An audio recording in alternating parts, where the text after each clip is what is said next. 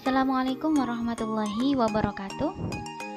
Bertemu lagi dengan saya dalam mata kuliah perencanaan pembelajaran. Pada kesempatan kali ini kita akan membahas tentang konsep dasar perencanaan pembelajaran.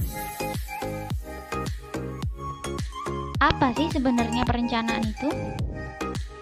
Perencanaan menurut William H. Newman dalam bukunya Administrative Action Technique of Organization and Management mengatakan bahwa perencanaan adalah menentukan apa yang akan dilakukan.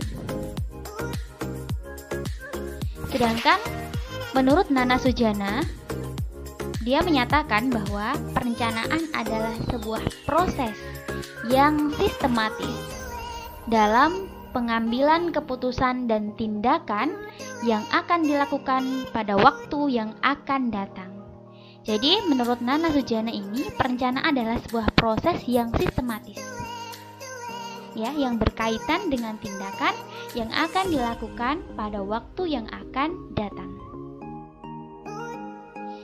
Sedangkan, menurut Cokro Amijoyo menyatakan bahwa perencanaan mencakup 3 pengertian.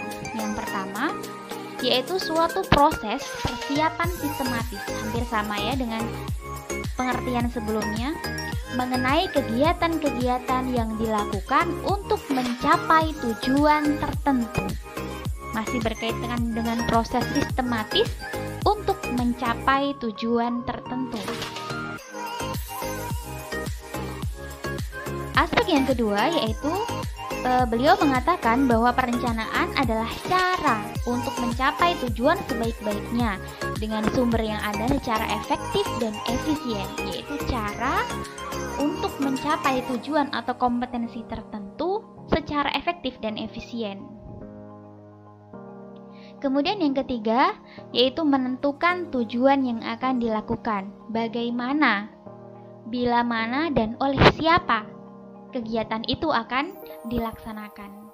Jadi dirancang secara sistematis untuk mencapai tujuan sebaik-baiknya secara efektif dan efisien, untuk menentukan apa yang harus dilakukan, bagaimana caranya, bila mana terjadi sesuatu, siapa yang akan melaksanakan, dan lain sebagainya. Ini adalah bagian atau cakupan dari pengertian perencanaan menurut Cokro Amijoyo. Nah, jika kita ambil dari ketiga pengertian tadi, kita bisa menarik 3 poin utama. Meliputi yang pertama adalah proses yang sistematis. Jadi perencanaan itu berkaitan dengan proses yang sistematis. Mau membuat apa, bagaimana caranya, dengan siapa, melalui apa, dan lain sebagainya. Ditentukan secara sistematis, secara terstruktur, secara rapi. Kemudian poin yang kedua yang bisa kita ambil kesimpulan dari beberapa pengertian di atas adalah menentukan apa yang akan dilakukan. Nah, itu adalah poin dari perencanaan. Kemudian yang ketiga, untuk mencapai hasil dan tujuan tertentu. Jadi ketika kita merencanakan sesuatu, itu adalah untuk mencapai tujuan tertentu pastinya, dan akan dilaksanakan di masa yang akan datang. Kita susun mulai dari sekarang agar tujuan itu tercapai dengan optimal. Nah, kemudian dari pengertian perencanaan kita akan beralih kepada apa itu pembelajaran. Tentunya teman-teman sudah tidak asing dong mendengar kata pembelajaran. Kita melihat dalam Kamus Besar Bahasa Indonesia, pembelajaran berarti proses, cara, perbuatan menjadikan orang atau makhluk hidup belajar. Jadi yang belajar tidak hanya manusia, tapi juga makhluk hidup yang lain, misalnya binatang. Ya. Kemudian sehingga ia dapat mencapai kompetensi tertentu dan mengembangkan potensinya, ya.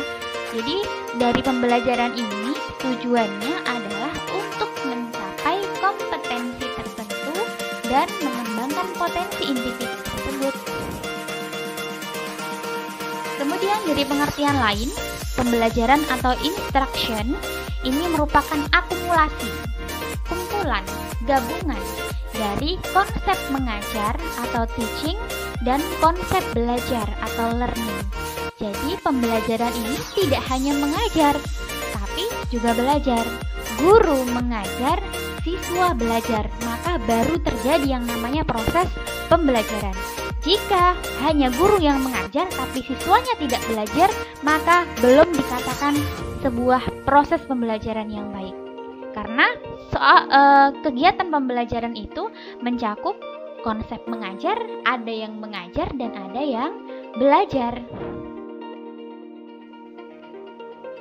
Nah, dari semua pengertian itu, maka bisa disimpulkan bahwa perencanaan pembelajaran adalah proses sistematis dalam mengorganisasikan berbagai komponen pembelajaran sehingga pendidik dapat memfasilitasi peserta didik untuk mencapai kompetensi tertentu dan mengembangkan kompetensinya atau potensinya secara optimal, ya.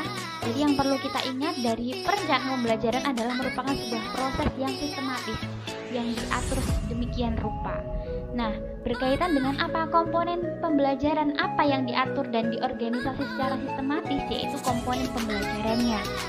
Bisa terdiri dari tujuan pembelajarannya, materinya, kemudian medianya, sumber belajarnya, evaluasinya, itu semua diatur secara sistematis dalam perencanaan pembelajaran, sehingga ini dapat memfasilitasi peserta didik atau si belajar ini untuk mencapai kompetensi atau tujuan yang diinginkan atau mengembangkan potensi peserta didik ini secara optimal. Nah, ini adalah pengertian secara umum dari perencanaan pembelajaran. Kemudian kita beralih ke ruang lingkup. Meliputi apa saja sih ruang lingkup perencanaan pembelajaran?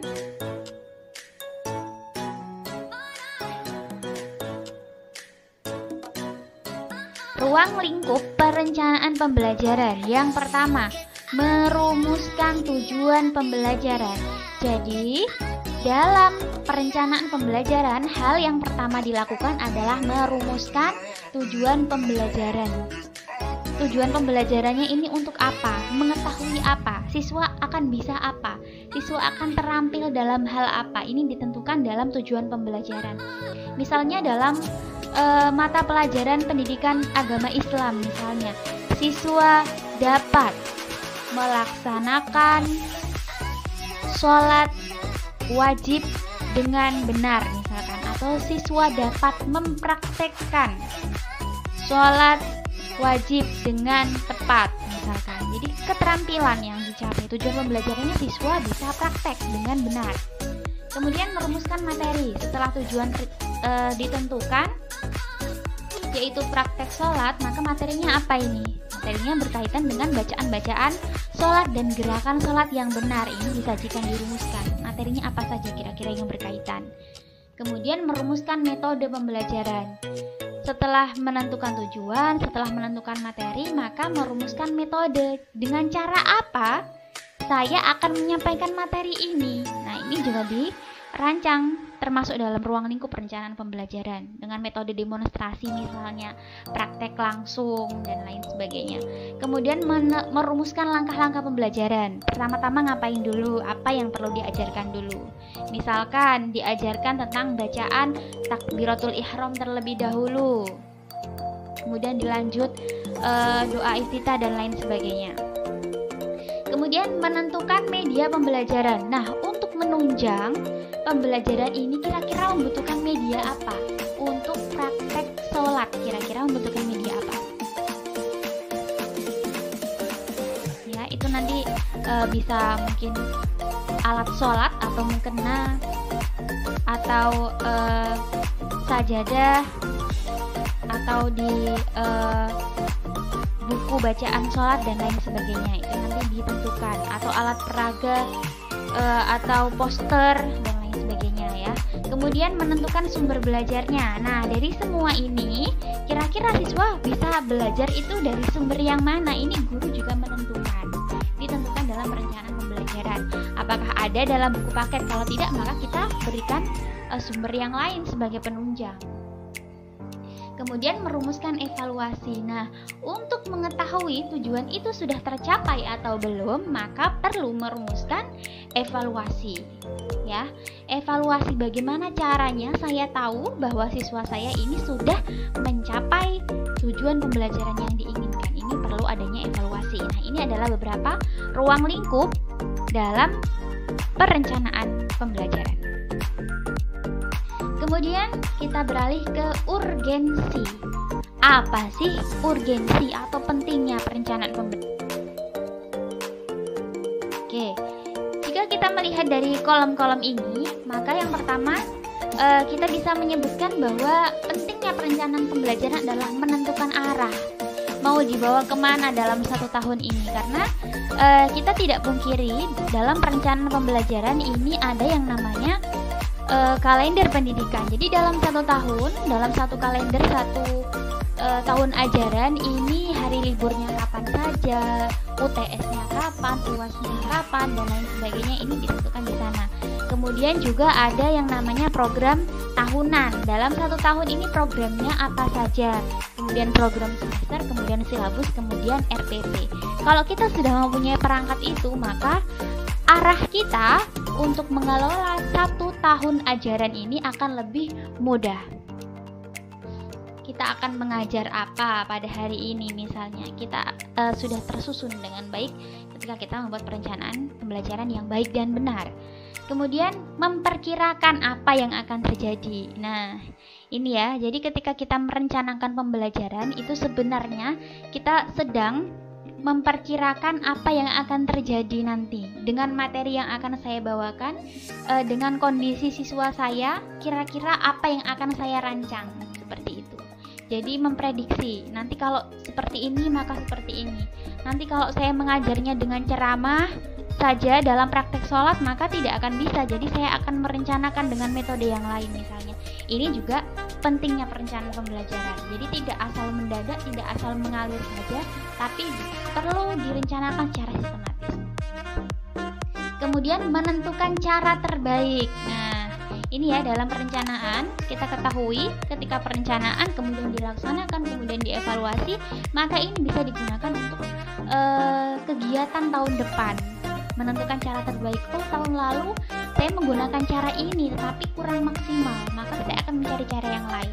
Jadi ini bisa ditentukan bagaimana caranya pembelajaran itu berjalan. Akhirnya dia bisa menentukan cara terbaik untuk mencapai sebuah kompetensi yang diinginkan. Kemudian menentukan skala prioritas. Nah, jadi dalam sebuah mata pelajaran itu ada beberapa bab. Misalkan ada 10 bab, itu ada 3 bab yang berat dan 7 bab lainnya yang ringan. Maka kita bagi sesuai dengan porsinya, sesuai dengan tingkat kesulitannya. Jadi yang 7 bab yang lain mungkin hanya dilaksanakan 2 kali pertemuan, sedangkan 3 bab yang lain yang lebih sulit dan penting ini bisa dilaksanakan 3 atau 4 kali pertemuan per babnya. Nah, ini ditentukan di perencanaan pembelajaran. Kira-kira ini saya beri berapa kali pertemuan, ini guru sudah menentukan di awal sehingga nanti tidak ketinggalan atau kurang waktunya untuk menyampaikan. Sedangkan ujian tengah semester, ujian akhir semester sudah hampir mendekati, akhirnya nanti borongan belajarnya di akhir, seperti itu. Kemudian yang kelima ini menentukan standar untuk mengadakan evaluasi kinerja, sasaran, dan kegiatan usahanya yang saya sampaikan tadi ya. Jadi fungsi atau pentingnya perencanaan pembelajaran ini adalah untuk mengevaluasi kinerja. Ya, dengan adanya perencanaan, kemudian dilaksanakan, kemudian dievaluasi. Ternyata berjalan atau tidak, ada yang perlu direvisi atau tidak, ada yang perlu diperbarui atau tidak. Ini juga salah satu pentingnya perencanaan pembelajaran. Kemudian kita beralih ke manfaat. Apa sih manfaat perencanaan pembelajaran? Manfaat perencanaan pembelajaran ini adalah sebagai pedoman, ya, pedoman kegiatan guru dalam mengajar dan pedoman peserta didik dalam kegiatan belajar di dalam kelas. Jadi tidak hanya pedoman guru tapi juga pedoman peserta didik dalam 1 tahun ini saya akan belajar apa saja, itu peserta didik akan tahu dengan adanya perencanaan pembelajaran. Tentunya juga akan memudahkan seorang guru. Tidak kelabakan ketika akhirnya nanti materi yang harusnya sudah disampaikan 5 bab ternyata baru 2 bab dan sebagainya. Dan kasus-kasus seperti itu sering terjadi bagi mereka yang tidak melakukan perencanaan pembelajaran dengan baik. Nah, itu tadi adalah manfaat perencanaan pembelajaran. Lalu, apa manfaat mempelajari perencanaan pembelajaran bagi Anda? Ya, silahkan dijawab sendiri. Seorang mahasiswa calon guru di sekolah dan madrasah. Apa kira-kira manfaat Anda mempelajari perencanaan pembelajaran? Ya, silahkan difikirkan, silahkan direnungkan dan jadikan itu sebagai motivasi atau dasar Anda untuk belajar perencanaan pembelajaran lebih dalam lagi. Terima kasih, sekian dari saya.